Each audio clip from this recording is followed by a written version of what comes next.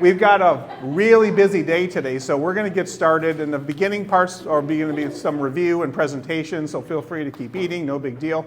But it's going to be an exciting day because you're going to get all off your feet after you go through all the carbs you're eating, and you're going to be voting, so that's going to be a lot of fun. We'll explain all that to you. But thank you all again. This is our final meeting. It's been incredible, but here we are already in March 2024, election year. Do I got to remind you of that? But we're going to just kind of review where we've been, talk about the projects, and we've had all the different interactions with all the committees, and we've updated all the site plans, so we'll walk you through kind of what's happened with all the different plans as they've evolved from the last interactions, including the final one-on-one with all the principals who devoted a lot of time to help us shape these plans. And then we're going to get into a little bit about the cost of what this is all costing, and we're going to show you the cost in a lot of different ways in terms of by site, by middle school, elementary schools, and then by different what we call scope categories. We'll walk you through all those things. And then we're going to ask everybody to then vote on various ways. So we're going to give you, there's envelopes with dots and stars, and we'll explain how the voting goes, but you'll be going up to each of the school sites and the different ballots and giving you a primer for the voting that's ahead. Everybody voted yesterday, I guess. So we'll be voting again today. So this should look familiar. Here we are in our 5th meeting in March. So we've come a long way. And we've had so many interactions. We've had leadership workshops, we've had site committee visioning, and obviously the FMP committee meetings. We've done site walks. We've met with a lot of focus groups, community town hall. So we've gathered information across so many different perspectives and so many different people that we feel we've really hit a good cross section in terms of getting the pulse and understanding what the real needs are at the school sites. So we feel really confident that the plans reflect all the great work and all the people that have contributed to all the different interactions we've had. And students, of course. So the 5th meeting here, we've always identified this as the project prioritization meeting. And we're going to, again, talk about the total program cost based on all the need from all the school sites. We'll review all the different funding sources that will help fund all the work, and then talk about the prioritizations. And again, this is the final meeting of this group, and what you're doing tonight is going to make very strong recommendations that will then be presented to the board. So the next step, and if I were to go back here to the schedule, one of the last things we're going to be doing is after we meet here, we're going to be presenting to the board on the 15th. I think that's the right date, correct? Mm-hmm. We're going to do a workshop with the board and have them do a very similar process, only they're going to get the benefit of all the input that we receive here. Plus, there's been prioritizations that each of the site committees did and the principal priorities of each of the school sites. So there's been a lot of input. There's all the M&O needs that were identified. So the board's going to have to look at all the different forces in data points and do their own prioritization. So that's usually a tough meeting for them. But this meeting will make it easier for them because they really want to understand where the priorities lie. So we're going to spend a little bit of time, not too much time, but Jomei will walk you through each of the plans again, just really touch on them quickly and maybe highlight some of the things that might have been a little different from the last time they were reviewed. And all these master plans, again, are on the wall, so you don't have to try to remember everything here. But maybe, Jomei, you can just touch on some of the finer changes. Yeah, I'll just do a quick review, since it's been some time since I've seen you all. So for Baldwin Stalker site, this is the proposed master plan. So after meeting with the principals and getting the feedback from the site committees, we made a few changes. And in general, most of the elementary school sites, what we really tried to do was consolidate where TK and kindergarten was located. I know some of the sites in the initial proposal, you would see like 2 playgrounds, and it's separate, like TK on one side and then kinder on the other side. So that's kind of like a global change that sort of happened across all the school sites, all of the elementary school sites, where we tried to really bring TK and kinder together, and where they're sharing one playground and one play area, and all in a certain zone within the on the school site. So like right here, we've expanded the parking for Baldwin Soccer, and then Kinder and TK are in this zone here on the west side of the campus. New construction classrooms to replace some of the portables that were out here in the hard courts, opening that back up.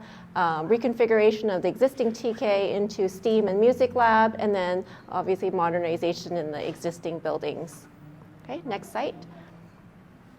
Oh, also on each of the school site maps, you'll see them all also posted in the room. We've also listed here for your reference the school site final priorities. For example, for Baldwin Stalker, they really would like to replace the portables, new permanent construction, the spaces for STEAM, lab, and music, the dedicated classrooms for those, and then the outdoor common areas enhancements, reconfiguring the parking lot, as well as improvement to the food services. Okay. Oh, are you remote's advancing? not working. Okay, next site, Camino Grove. Did that go? Nope, we are still on Baldwin Stalker. Camino Grove, again, very similar. We are consolidating the TK and K in one area.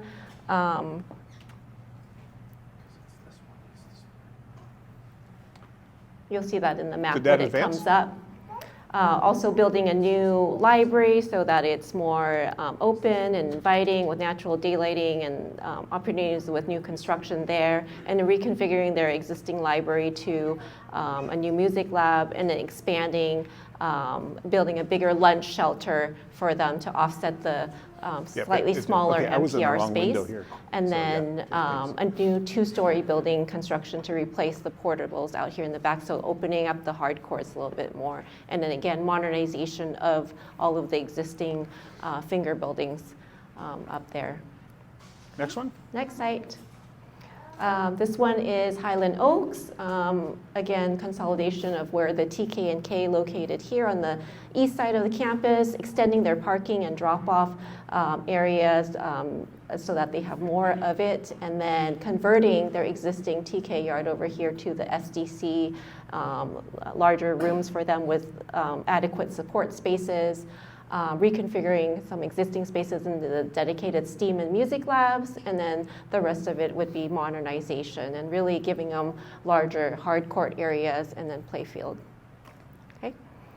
Holly Avenue, again, bringing all of their TK and K together in this new construction over here on the east side, converting those existing tennis courts to a new parking lot in that area, maybe more zone for the TK or our younger students over there, converting the existing TK to the dedicated music and STEAM lab. So the strategy is very similar amongst all of the elementary school sites, and then again, modernization of the existing spaces, some reconfiguration in the NPR to expand the space a little bit and give the kitchen a little bit more space for storage. And then we're identifying like enhancements to the outdoor areas. And then if you remember, that site had a lot of accessibility kind of issues in terms of like the pavement and stairs and ramps and things like that would be included in the site work for this site.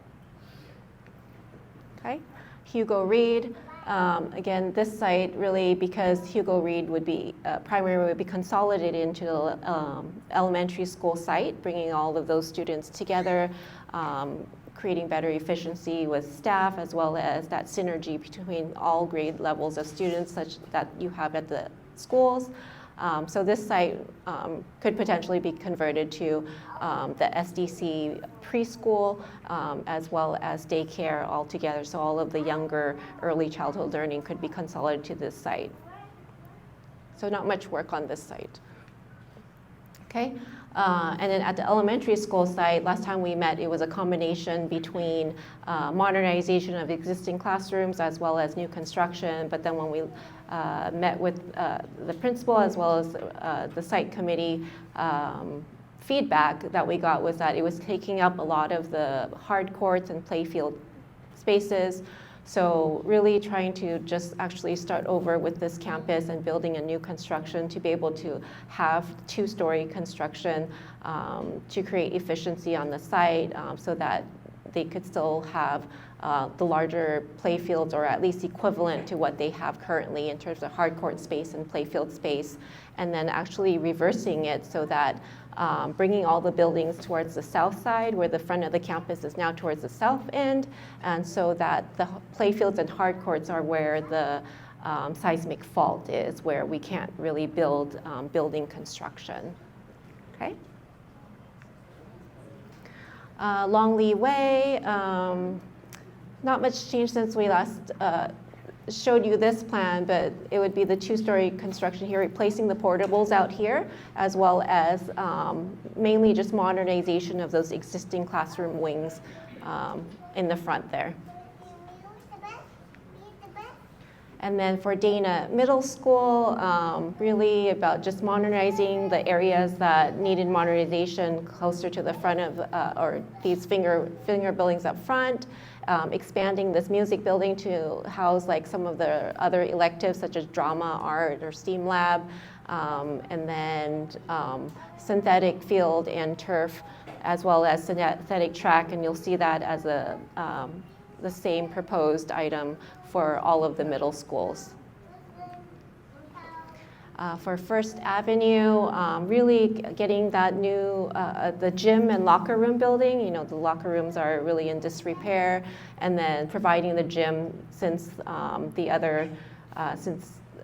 so that all of the middle schools have gyms, right? And then also the new construction for some of their elective spaces out there. And then also the synthetic track and field, and then modernization of those classroom wings. That didn't get a lot of modernization in the last round. Okay, and then Foothills Middle School, again, very similarly, again, providing the gym and locker room space here, and then modernization of some of the classroom spaces in their existing construction that needed a lot of work, especially this wing here, and then also reconfiguring their existing locker room space into dance room and music room. And we showed that alternate location. Yes, and we are showing that alternate location. If you remember, this site also has a seismic fault, and you know, it requires further analysis exactly where it is, but it's somewhere along this line in this middle zone here. And so if it's not possible to locate here, the alternate zone would be on that top right corner there. Okay, and then for the high school, and I know a lot of work had been done previously, but there were still quite a few portables in this area, and so these are projects that are already being proposed in terms of a new two-story building here, the annex to support the Performing Arts Center, no work in those newer construction buildings where that were done in that last round, the science lab, the admin, library, and the performing arts, but mainly focusing that work on all of these existing classroom wings. And then there's an option to replace the building J there. That's very dark, darker in terms of classrooms, as well as a lot of maintenance needs that have been ongoing, that have many issues in that building. And then also some support spaces in terms of weight room and team rooms out in that stadium area. Okay. And then for Rancho, really giving them a better outdoor play space area with hard courts and enhancing some of the outdoor learning court areas, and then no work really in there. Besides some balancing of the HVAC and minor systems items in the building. So that building's in good condition and fairly new. Okay, and then for the Santa Anita site, we talked about that at our previous meeting, where a lot of the buildings that are on here are run down and they are not up to code. They haven't been upgraded. Not a lot of work has been done. And the proposal here is really to be providing sports fields that could be potentially shared with the community, as well as could be used by high school in terms of additional practice fields. So like a resource to the community as well as the schools. Okay.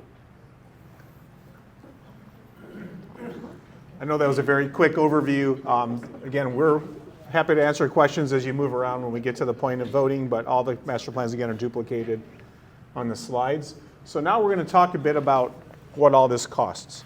And we're going to go through the dollars part, and then we're going to break it down by what's called scope class category and explain that a little bit. And there's going to be an activity that you guys do to help understand what those categories are. But what we do is, once we had all the plans identified, we sit down with our cost estimator who has a really good database, who understands how to interpret a very abstract kind of plan and put it in real dollars.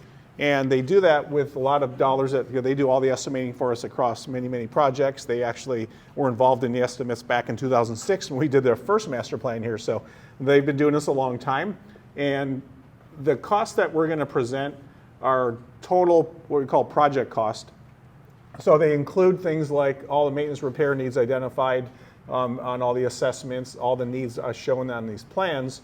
And that's all the what you'd call hard construction cost, but the numbers also include soft costs. And the soft costs are all the other things that the district needs to spend to build a project. And that is hiring the construction managers, the design teams, paying for all the inspections. There's a lot of things, getting geotech reports, geotechnical reports, surveys, and all the inspection fees I mentioned. The Division of State Architect gets a cut of that because they get paid for all the reviews they do. So there's a lot of extra cost. And typically, if you would just say, let's say a project costs $10 million, project cost, about $7,500,500 is the actual construction cost. So it's about 75% of the total cost is the hard construction cost. The other 25% is the soft cost. But that doesn't include everything that would happen on a project. So what we do is we estimate these building numbers, and they include costs through 2024. So they're not escalated beyond this year, because it would be very difficult to understand what the escalation factors are for across different school sites when the order of construction doesn't matter. And I think David did a good job the last time we all met talking about the fact that 16 years later, you're still building school sites. So it's very difficult to understand the cost of escalation, but there's a way that we capture that, and we'll talk about that in a bit. So the things that aren't in the numbers we're going to present are things that might have to happen, like off-site connections for cities, and if maybe a driveway has to be put in. There's certain things that are unknown in these master plan diagrams that need to be captured a different way. We don't really know a lot of the information about hazardous materials, and depending on the level of demolition, there could be some additional cost there. I mentioned escalation. The other factor that's really hard to understand at a master plan level is when you get into a specific school site and identify a modernization program, usually there's interim housing. Sometimes there's clever ways of phasing where you may not need interim housing, but there's always a cost for that, and that can't be known at this time, so that's not in these estimates as well. So that's just to give you a little background on how the costs are developed. And here is the actual cost. So these are probably a little shocking maybe to you, but we, across all the sites that Jomé reviewed with you, the total cost in 2024 dollars is about $662 million. That's a pretty big number. It's probably, I think it's about double what the number was even back in 2006. Even with all the work you've done through all the years, the needs don't stop, so there's still a lot of new needs, and so it's a pretty substantial number. You can kind of get an idea that elementary schools totaled at about $331 million, with the biggest one, you can see the outlier, is Hugo Reed Elementary, is essentially a brand new school, which is a good way to look at. We do elementary schools where we've got a few in design right now, and that's about what a new elementary school costs today, which is, I think 10 years ago, we probably could have built an elementary school for about $25 million, and I think in 2006, things have probably quadrupled in terms of just cost of construction. So not only do things cost more in your grocery store, buildings went through the same process of inflation. So it's a big number. If you look at the number for the middle schools, the high school and learning center, that's about $300 million. So in the Santa Anita site's $30 million. So you can see just roughly the elementaries are about half of the entire need represented. I can tell you if you go back to 2006, the high school alone was half of the need of the entire program. There was a lot of emphasis on the high school. The high school had the greatest need. So you can really see the difference now. The high school is unsubstantial, 141 million, but it's nowhere near half of the whole program. So that does reflect all the great work you did at the high school. Even though the amount of work put into high school back when the first bond went through was less than 144 million. I think you got everything for about 100 million. Plus there was things that happened, after the fact, like the aquatics. I don't think it was in that number, but the district in 2006, I think had the best luck in terms of the economy was in just the right place. We were doing estimates, and I think some of the bids were coming in almost a third under what the estimates were showing because there was a big dip in the economy in 2007, and so that was bad for a lot of people with their jobs, but really good if you're building buildings or you're doing a bond program. So you never know how it's going to work out, so these are the total numbers here, and again, we've kind of listed the things that are excluded in this number. So you can kind of do quick math and say, okay, there's $662 million worth of need, and now we're going to talk about what's the funds available to do that. Actually, here's another slide to get you to the same number. These are just looking at them across these common scope categories. We're going to walk through each one of these, but it's kind of interesting to see how the number adds up, not by school site, by utilities, how much the total utility numbers need. And if you just looked at the repair number, repairs are really important, and there's a lot of schools that need a lot of repair work, and we'll talk about what all things go into that line item, but I think that's the biggest line item, right, in terms of all the scope categories. Mm-hmm. And then there's new construction, replacement of portables, elementary schools, and then we did a category for middle schools. Then there is a specific line item for Building J. We identified that by itself to modernize Building J. And actually the 662 million doesn't include the replacement of J, correct, Jomi? It was a alternate number? Right, that's an alternate, yep. Yeah, so that's to bring J up to, 21st century with technology and modernization and finishes. But we did want to explore what would it take to replace it. And so that's a separate number that's not reflected in the 662 million. You can see the rest of the categories. We'll go through these in detail in a minute, but I wanted to show you that we did actually take a look at the cost by each of these categories. So when you fund a pretty substantial project like this, or a district funding, there's things that go into the project or that go into the categories. So there's local funding, capital facilities costs, developer fees, redevelopment tax. There's different buckets of funding. The state does contribute dollars. The district is eligible for some of the state funds. Sometimes it's for modernization and depending on the enrollment, new construction dollars. There's facilities hardship. There's career tech education grants. And the district was very aggressive to go after all those funds. And there's a pretty substantial amount of money that the district has already made applications towards. But it's contingent on the state passing their bonds. So what they do is you make your applications, get those approved, and you get on a waiting list. And everybody believes there will be a bond on the ballot for the state level in November. And if that passes, then the state will start backfilling all those requests for those funds. So we definitely want to look at all that. And then, of course, probably the biggest thing is a general obligation bond, which is another, probably the biggest lion's share of potential dollars. So if we looked at what that would be for this district, so developer fees, and we had the district help us with all these numbers, there's about $10 million of dollars that they come in from developers. The general fund, there's about $9 million left. And school state facilities program is that state funding match that we talked about. There's about $60 million there that the district can get. And those dollars that the state makes available are only there as a matching fund. So if the district did no work, you would never get those dollars. So they match new construction, they match the modernization dollars, but you have to have the local funds to be able to tap into that 60 million. Then the dollar amount that this district's looking at for this upcoming bond is around $330 million. If most of you remember, the bond in 2006 is $218 million. So just as a percentage, it's not exactly, inflation equated, so that's why the dollar amount won't go as far as it may have in 2006, but it's still a nice big number. So when you look at that, the total funds available is 409 million. So that you compare that with the 660 million.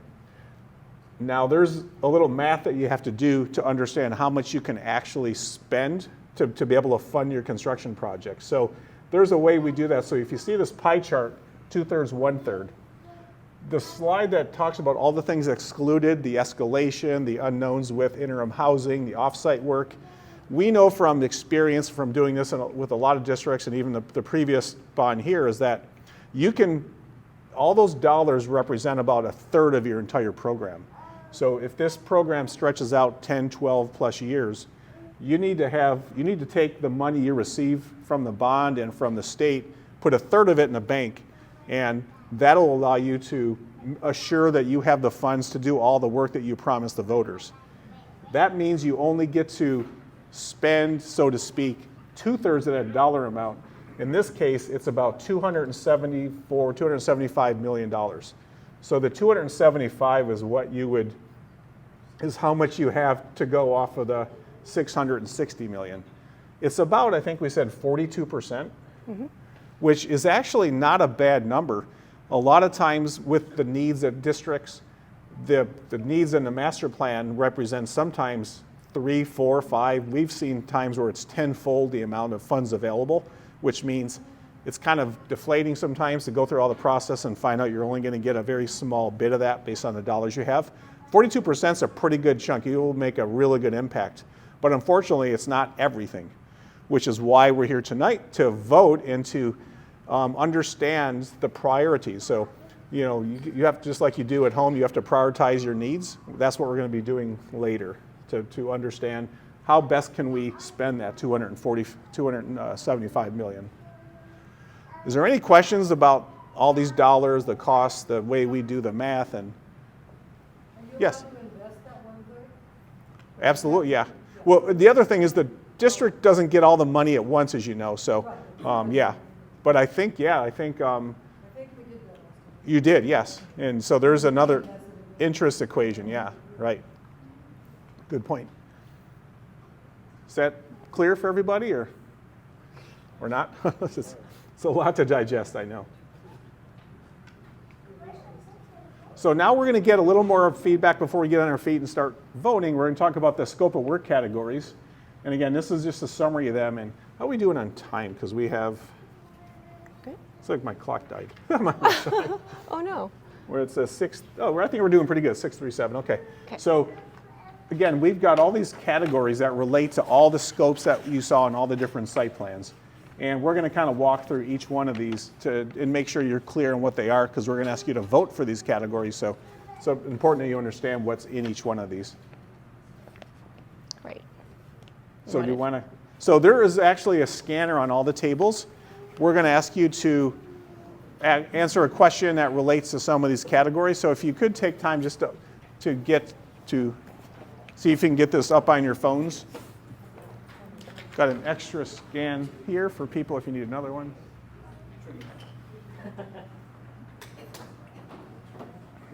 Everyone's got them. Okay.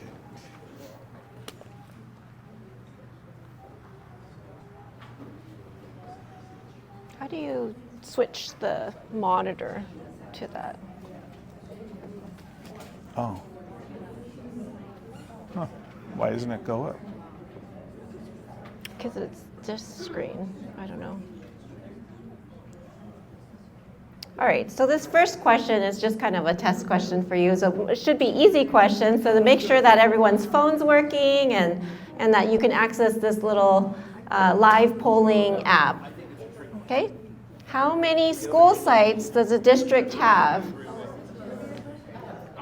Now there's kind of a hint because we've got all these posters up that have.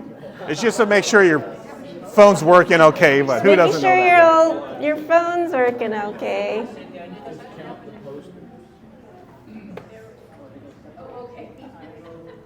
All right.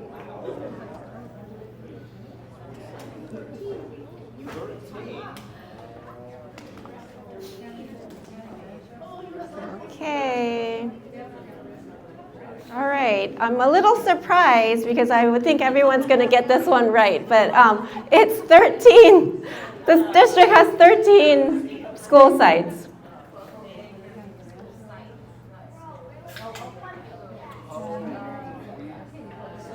Right, so there's actually the Rancho Learning Center, maybe you might have forgotten Santa Anita site. So those are all school sites that the district has currently, and they are currently maintaining those properties, right? So there are quite a few properties that the district has to upkeep and ongoing maintenance with that, and that requires like a lot of funds. Okay? I got to restart this, so it's coming. Yeah, so. Oh no. What happened? We just forgot John.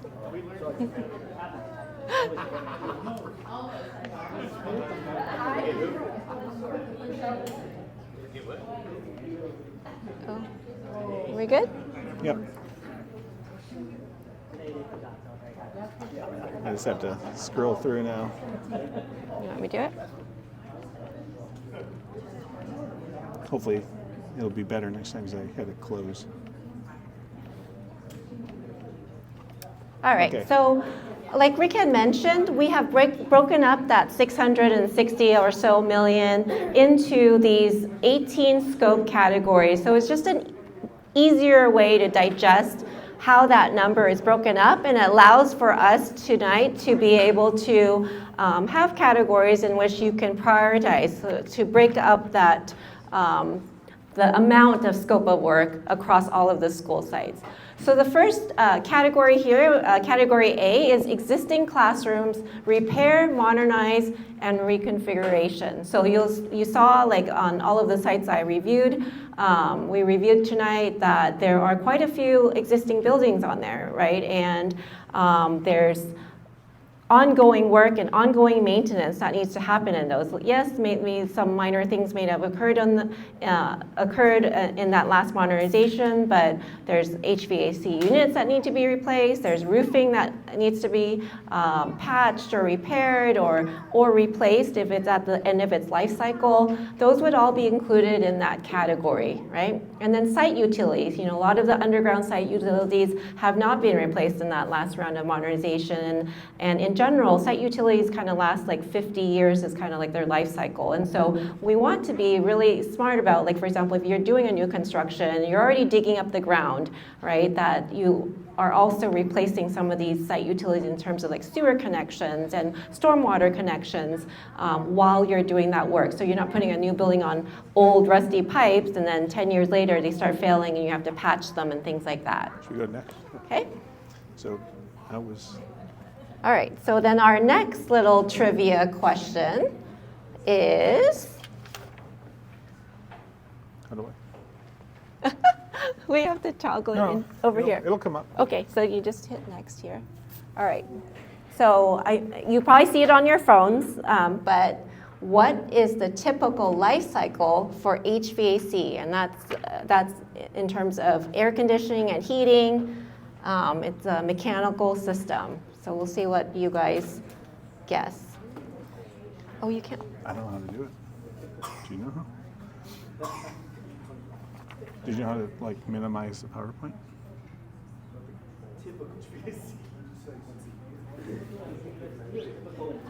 Here.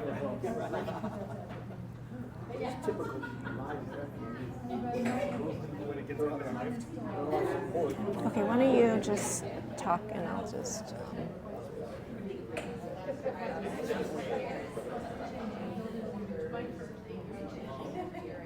How did you get it over here? Basically, we need to get it over there. Give us a sec. We're going to get the try to get your results on the screen.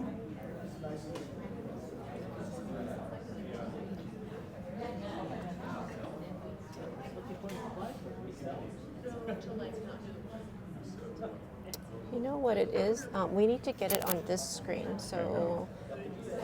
I didn't even know we had the screen. Wish I could turn it off.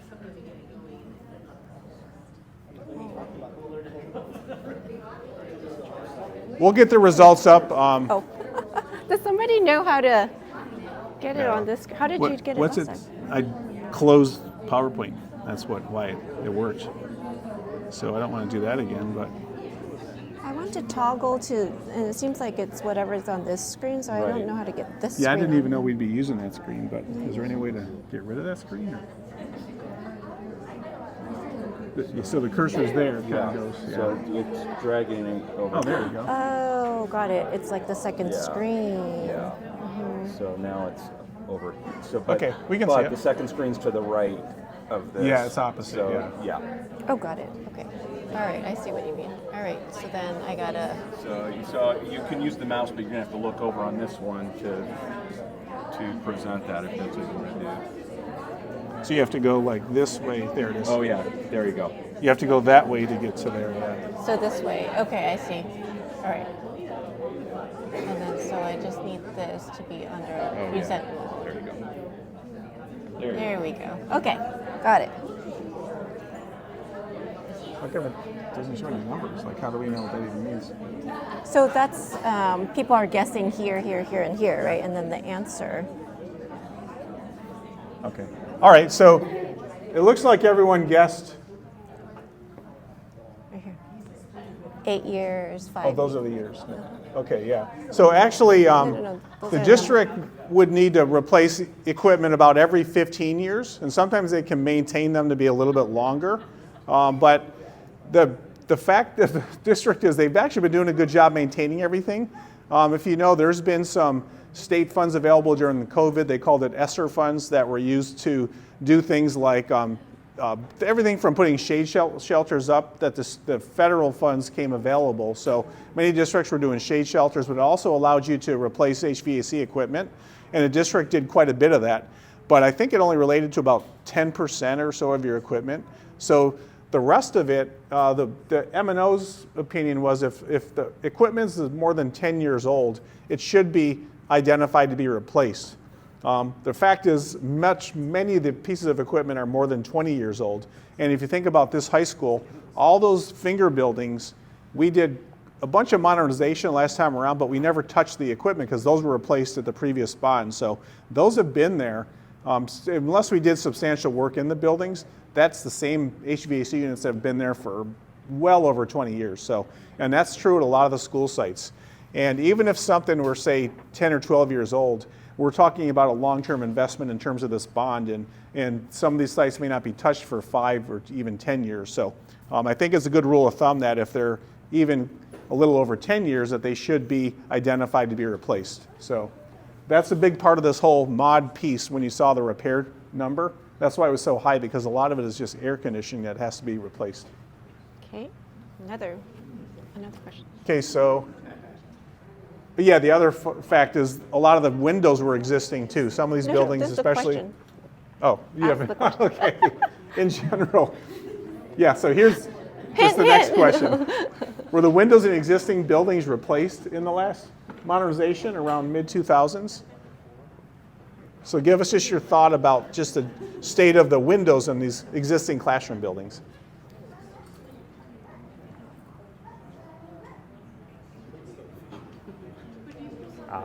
I think I gave it away already. So.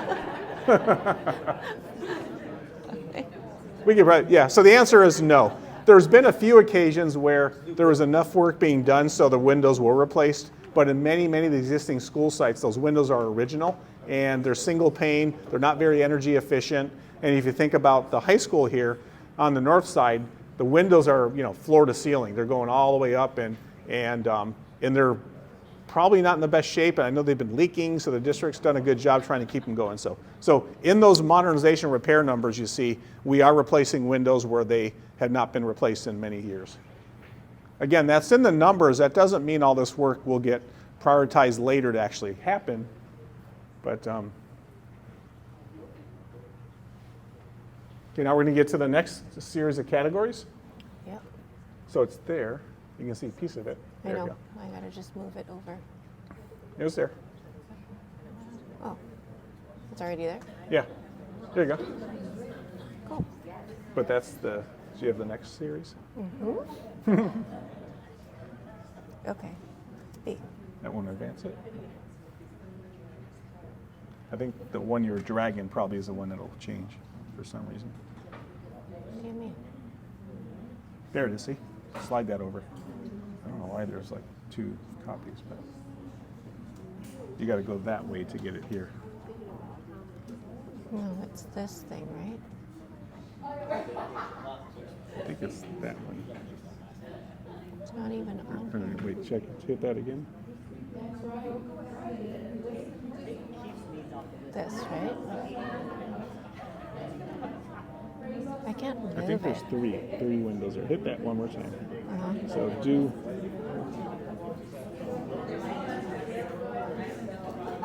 Oh, there it is. It's there. Okay. Okay.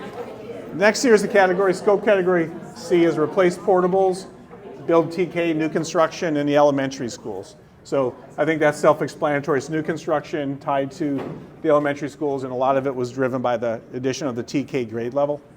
And then E is modernize, replace building J. So that's, again, one very isolated scope category. Okay.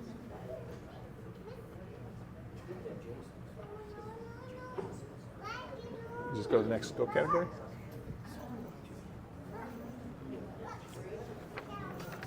Then we have a question. Okay, this next question then is, which grade level is getting expanded at the elementary school sites and needs appropriate classroom space?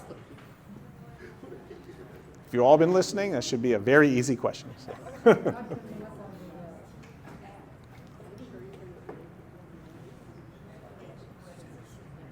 Okay. Yeah, just read the answer. Yep. So most of you see it's transitional care, TK.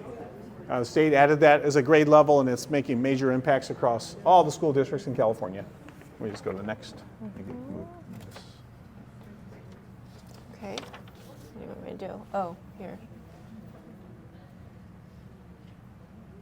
Well, okay. Will this advance? Nope. What do you do? There it is.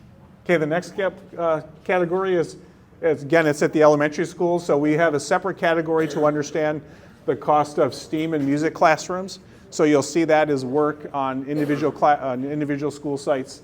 I think just about every elementary school gets a new STEAM lab, is that correct? Yeah. STEAM and music. STEAM and music. So it's good to understand where your thoughts are in terms of where that lies as a priority.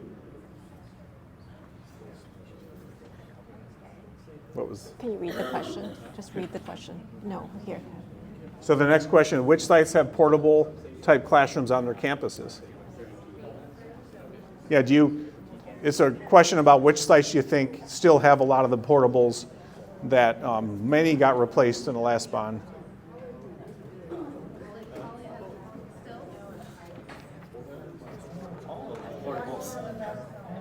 You can get the answer. Yeah, so actually the correct answer is actually all of them actually still have portables. Okay, and amazingly, Yeah, our Baldwin Rancho, no. Stalker still has 13 classrooms in portable buildings, and as you know, portables aren't ideal classroom spaces. They have like shorter lifespan of longevity of the building, and they're just not as good as the permanent construction classroom buildings. Okay, keep going. Keep going fast. Yeah. I'm trying. Okay. All right. Oh, see? Actually, it lets me toggle now. Go ahead. Okay. Okay, next category is H. Now we're getting to multi-purpose rooms and food service.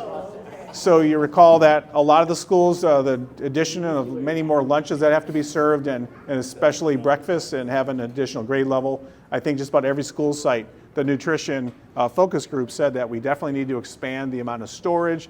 The serving lines sometimes aren't that efficient, so there's work being done to each one of the food service cafeteria areas, including maybe lunch shelters, to provide more shelter for eating your lunch. So the next question. Keep going. Oh, do you want to go to that one? Which school site would like to be consolidated into one site? So if you were paying attention earlier, yay! Okay. Just go. I'm happy that people weren't sleeping earlier. All right.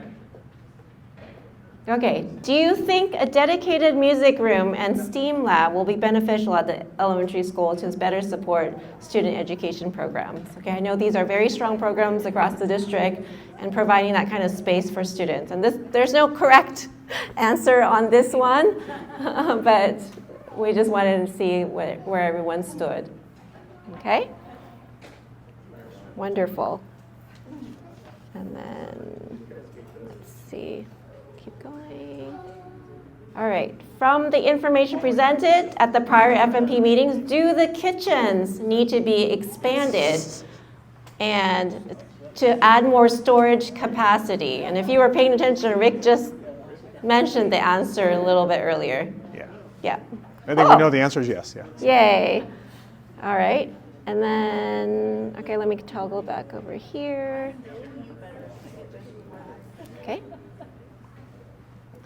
Okay, scope category J is student support services. Each of the school sites have a little bit of scope that is basically with the expanded needs for counseling, psych, and speech learning labs. We actually focused on that in 2006 and created these one classroom nodes. Now that's getting expanded, so I think each school site is needing really about 2 classrooms worth of this square feet. So you'll see that represented on each of the school sites. And then the front office is scope category K, which means anything being improved or rebuilt in the administrative areas is isolated as a category. Okay. And we have category L, which is gym and locker rooms, PE athletic spaces. Again, that's kind of self-explanatory. Everything from gyms and lockers, needs and improvements, and fields and things like that. Then category M is dedicated to safety and security. And that's a kind of a big bucket of things like everything from exterior lighting. There's something called the electronic locks in each one of the classrooms. That's actually a pretty big number to be able to electrify all the locks to give security control. There really is it'll be a situation where you can push one button and all the doors will lock for lockdowns and things like that. Also, better understanding of who's coming and going, so it'll be either card key access or a fob. So that's included in this category. All the fire alarm improvements, even signage, wayfinding, resurfacing and even restriping the parking lot and entry plazas and things like that. Okay. You got a trivia question on this or no? Yep. Okay. Go ahead. Okay, one more question. Oh. Okay, this one should be an easy one. Which of the 3 middle schools have a gym and would like one to support physical education and school activities? Which of the 3 do not have gyms? So. Okay. Sure. Anybody not know that? Okay. Did you do that as a tease, Arcadia Middle School? No votes for Arcadia Middle School. There's no. Somebody voted for that There's one. no Arcadia Middle School, right? But you're correct, it does not have a gym, Arcadia Middle School. So. True.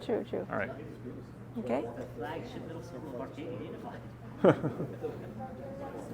So for everything, all the information presented at the FMP meetings, do you think the middle school locker rooms need modernization? Okay. All right. Okay, next one. You already jumped to the Okay. next one? Yeah, next question. Okay. What safety and security items do you think are important to be upgraded, enhanced, and or added at the school sites in terms of all the security items?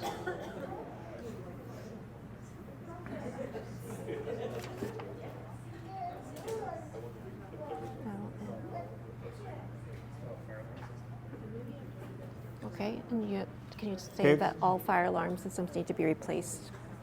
Yeah, that's a good answer. So pretty much every school site does need a new fire alarm system. Fire alarm is something that there's code updates at each code cycle. So there was a pretty substantial upgrade that was required after a lot of these schools got modernized in the last effort. So the Division of State Architecture will require everything to be brought up to code if you're doing work on that school site. So fire alarm is always a big piece.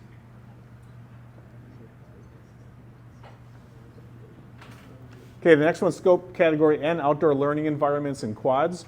That's the hard courts, play fields, playgrounds, shade at playgrounds, repair play fields, and the middle school is all the synthetic fields. And then scope category O Exterior replace spaces, that's the play fields and hard courts. And then go category P. It has to do with flexible furniture. That's also included in our estimate. So that's if you have a new modernized classroom, it's putting the appropriate furniture that'll allow the appropriate teaching that the classroom will support, as opposed to having the old school desks all facing in a row. So having the right furniture is important, so that's included. And then all the technology improvements that go with that. And we've talked a lot about some of those needs in terms of schools and replacing some of the infrastructure that was put in the 90s that haven't been touched. And we also showed each of the school sites some solar component, and that's been identified as its own category, which is a really important sustainability piece.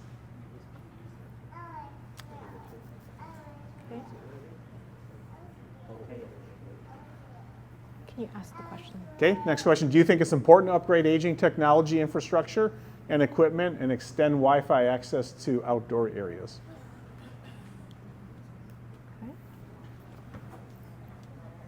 That's a 0 under no, that's good. I see a 1, okay. Yeah, what?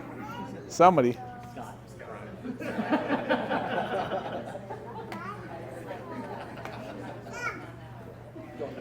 Okay, is this the last question, Jimmy? Uh-huh. Do you think all sites have facility improvement needs?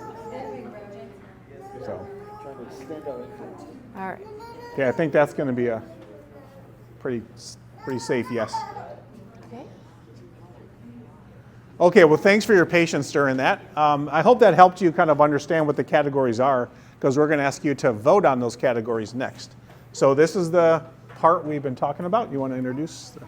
Yes. Okay. So on the tables there are envelopes that contain your voting dots or stars. Each packet contains 4 gold stars, and you will utilize that on this overall prioritization poster by site. And so that poster is located right there in the back on that blank wall next to the thermostat. Okay, so that would be 4 gold stars. You get to use them on that poster. What, 1 vote per site? And it's, so it's 1 vote per school site. Okay, and so it's almost your top 4 yes. school sites that you think require immediate work. Okay.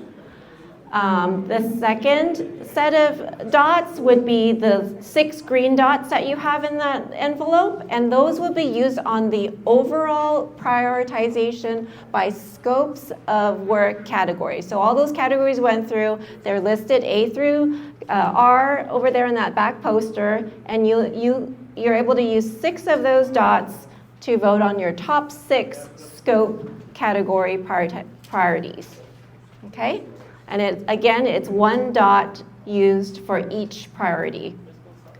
And then you also have 48 yellow dots, and those will be used across each of these school sites here, and you can choose wherever you want to spend those dots, and for each of the school sites. And again, you will want to only use 1 dot per line item under each of the schools. And if you don't use all of them, that's totally fine. It's okay. If you only have 1 top priority over here or 2 top priorities over here, you can just feel free to only use less of the dots, but you can't use more of them. Does that make sense? And this is a great cross-section across the group, and I think a lot of you were selected to be a part of this group to be that voice of the Arcadia School District community, right? And so we kind of want to make sure that we have our, district-wide hats on tonight, and versus, a popularity kind of contest and trying to stack all of your dots into your favorite school sites or things like that. We kind of want to think of where are those top needs are, because your recommendation will ultimately be presented to the board as a recommendation, right, of what those are. Okay? So any questions with that? Let's see, we are. All right. If not, then go ahead. You can. We'll be around. We're floating around. If you have questions on the school sites, question on the categories, question on the voting, and question on the dots. About 20 minutes there. That poster right there. Oh. It has all those sites listed. Yep. Got it. Yeah.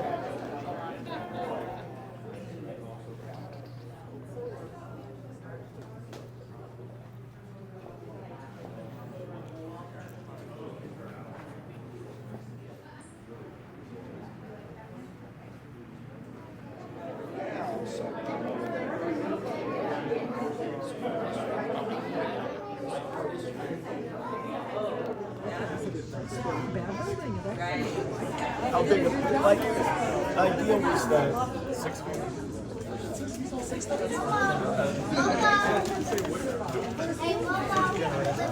Let me be back. By the time I got done,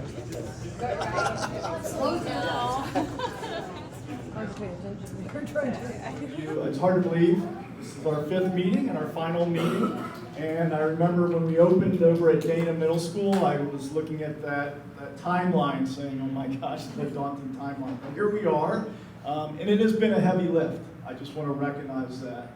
This work, not just the work that we've been doing here during this time, but all the sites have done, all the staff, the principals, the school board, administration, everyone. It's been a real heavy lift over the last few months, but it's a lot of work that we've accomplished together. And as you see, there's a lot of needs. And for me, I don't know if you experienced this tonight or kind of see, but it's like an emotional roller coaster where you start out and you're really excited. We've got this. We're going to do this process. And if you remember, the first conversations are about like the gymnasiums and these really cool things. And then all of a sudden the reality of, oh, you need the pipes and you need this done and the infrastructure and all of those things that become a reality, just like when you're doing home repair that you don't think about when you're dreaming about that new kitchen, but then quickly you're reminded of what takes up most of your budget. So, and then it comes back to though the looking at all of this together collectively and really beginning to prioritize. So, a facilities master plan is just so important for us to have as a district. So as the money that we talked about becomes available over the years, whether it's 5 years out, 20 years out, these are the priorities. But as we know with our house, nothing is neutral. It's either getting better and repaired or it's getting worse. So I know some of these conversations are not what we want to be talking about, a lot of the infrastructure and the safety stuff. But you kick it down the road, kick that can down the road, we all know what happens, and we see places that do that. And a day becomes a month, becomes a year, 10 years, and then you have to pay the piper. So I've appreciated, again, no matter where this goes, this plan, I appreciate the fact that we're asking the right questions, identifying the right things that are needs, so that we're aware of them and can take care of them as we need. So thank you all for your work. I appreciate all of you. And I hope you're able to join us at the board meeting when we present this to the board. So thank you all. Appreciate it.